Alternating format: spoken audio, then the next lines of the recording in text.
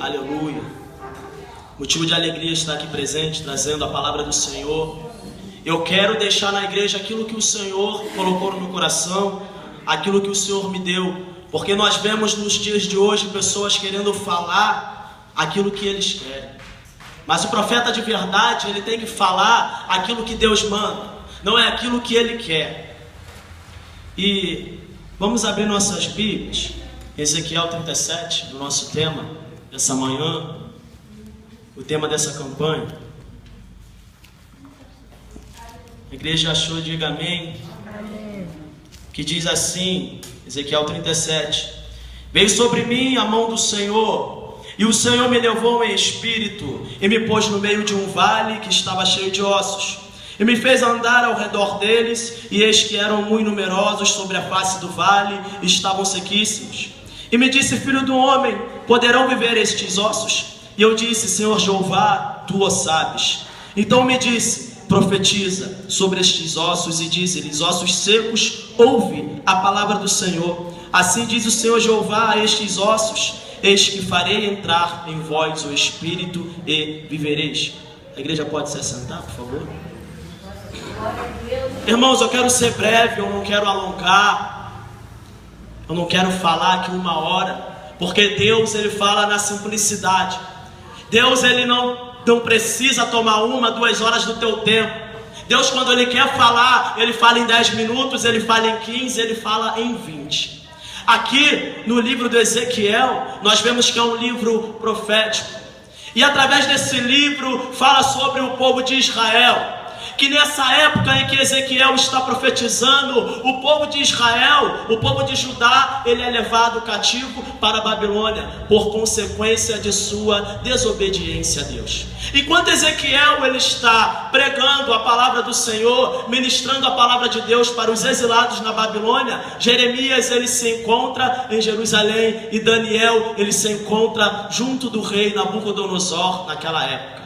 O que me chama a atenção já no início dessa palavra, no início desse texto, é que o povo de Israel, o povo de Judá, é levado cativo na Babilônia por consequência de sua desobediência a Deus.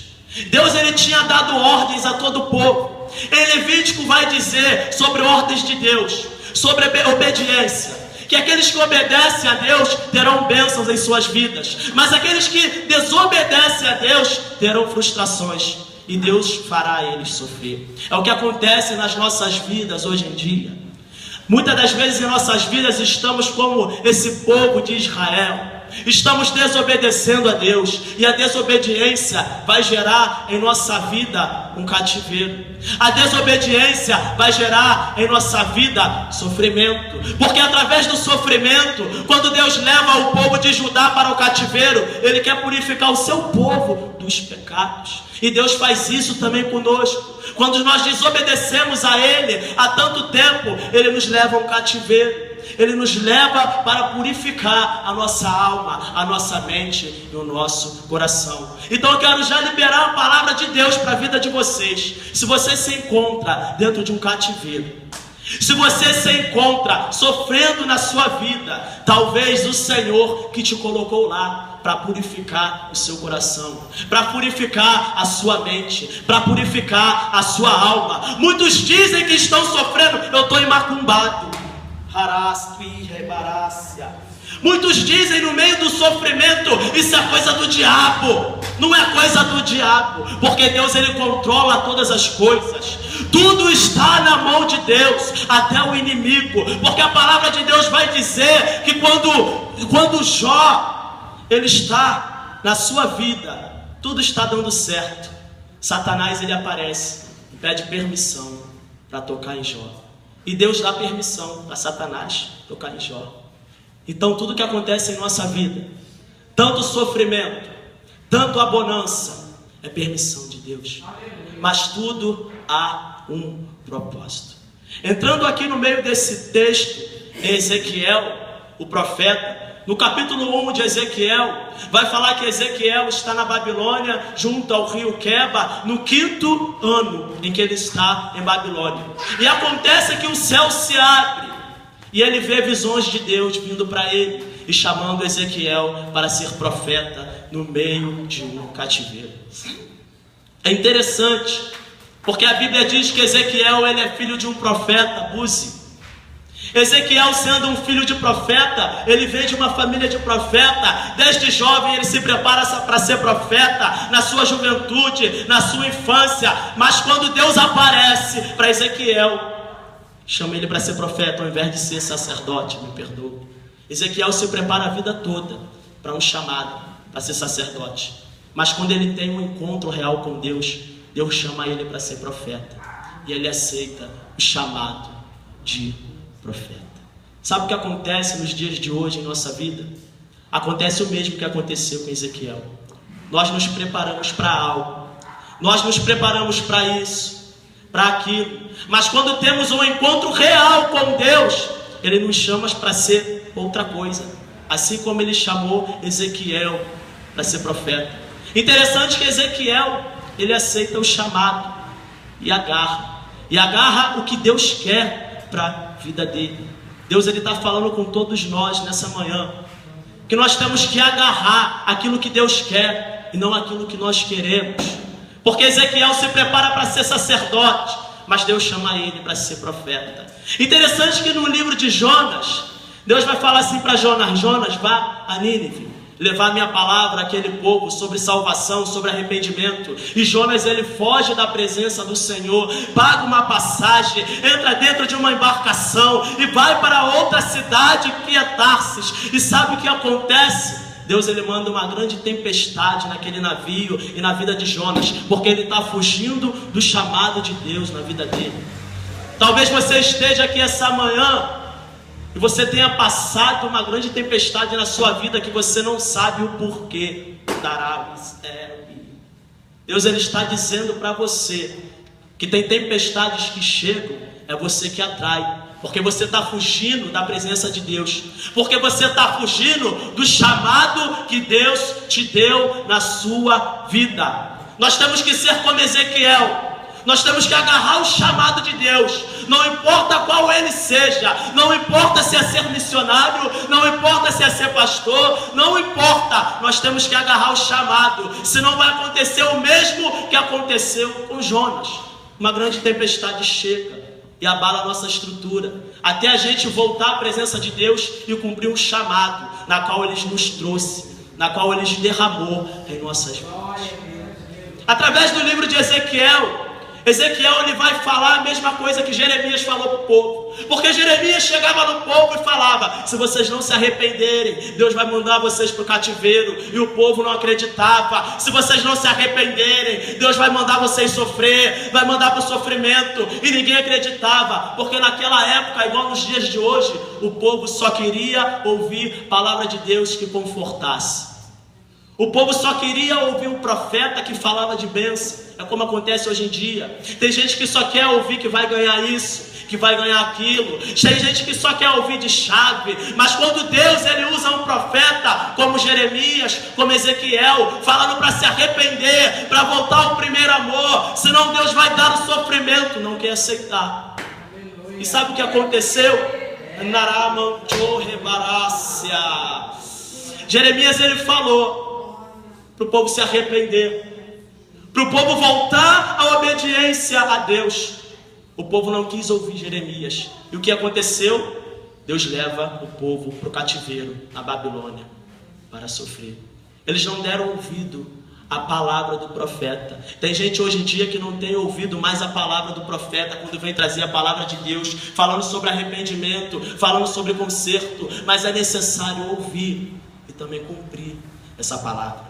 Ao redor desse livro, Ezequiel vem profetizando a mesma coisa que Jeremias, mas dentro do cativeiro. O povo dentro do cativeiro achava que aquele sofrimento ia ser rápido, mas Ezequiel ele chega e fala: não vai ser rápido, são 70 anos, tu vai ficar sofrendo, tu tem que pagar, você tem que sofrer por causa da sua desobediência. O povo achava que ia ser tudo rápido, mas Ezequiel fala: vai demorar. Essa purificação na tua vida, esse processo vai demorar tanto tempo. E você acha que vai voltar? Ezequiel começa a falar de tudo que está errado. Do templo, dos sacerdotes, dos servos, todo mundo tinha se corrompido, todos. E aqui quando nós entramos no capítulo 37, Ezequiel ele não vai profetizar mais sobre a maldição do povo, ele vai profetizar sobre a restauração. Ele vai dar uma palavra de esperança, mas era uma palavra de esperança que viria há muitos anos depois de 70 anos de purificação, depois de todo o povo já ter aprendido a obedecer a Deus. Sabe o que isso nos ensina? Que esperança na nossa vida, restauração, só vem quando nós alinhamos a nossa vida com o Aleluia, Deus. Só vem quando nós alinhamos a nossa vida com a obediência. Restauração, coisas boas de Deus em nossa vida, não vem para quem está de maneira errada. Só vem para quem está em obediência. Glória a Deus. Rabaxorebaço. Capítulo 37 vai falar sobre a visão de um vale de ossos secos. E Ezequiel ele inicia o livro falando: e a mão do Senhor me pegou e me levou em espírito ao vale de ossos secos, e me pôs no meio do vale que estava cheio de ossos, e me fez andar ao redor deles. Isso é uma visão. Ezequiel ele é levado em espírito. É algo sobrenatural que acontece na vida de Ezequiel. É algo espiritual, não é algo carnal. Esse vale de ossos secos era o povo de Israel que estava morto. Esse vale de ossos secos era o povo de Israel que estava afastado da presença de Deus. E Deus leva Ezequiel até esse vale para ele ver a situação do povo. O povo estava como ossos secos. E a Bíblia é clara, ela fala ossos secos, sequíssimos, em decomposição.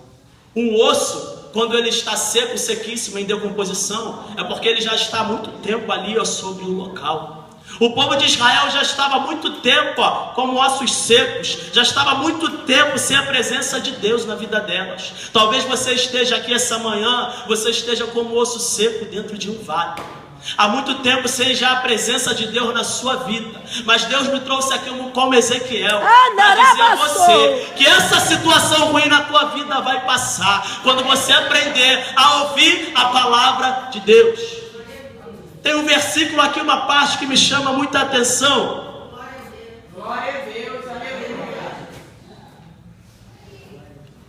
Que diz assim, no versículo 4: então me disse, Deus disse a Ezequiel: profetiza sobre esses ossos e diz-lhes: ossos secos, ouve a palavra do Senhor. Assim diz o Senhor a estes ossos: eis que farei entrar em vós o Espírito e vivereis.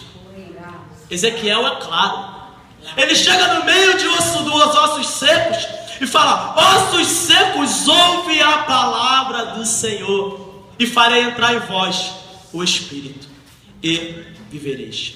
O interessante é que para os ossos voltarem a ter vida, primeiro havia uma ordem: ossos secos, ouve a palavra do Senhor.